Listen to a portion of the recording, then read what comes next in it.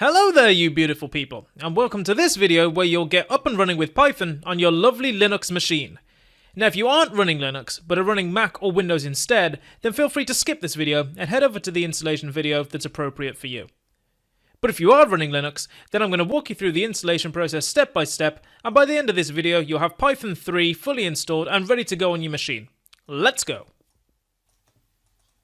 Now, on most modern distributions of Linux, such as Ubuntu, Mint, and Fedora, then Python is pretty much already installed on the computer by default. Such are the perks of an open source operating system, right? Now, just to check, open up a terminal window and type the following command: Python 3 -- version. If that returns text saying Python 3.5.2 or newer, then that's it. You're already done. Feel free to skip this video and just move on. You can type Python 3 to get Python to work in the command line here on out.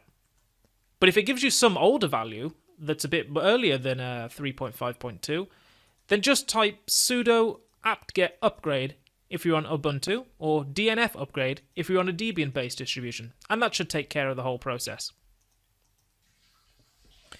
But if you get an error saying that Python 3 isn't installed or something like that, then we're going to need to install it. But it's pretty straightforward. Just stay in your terminal window and type in, if you're on Ubuntu for example, sudo apt-get install Python 3.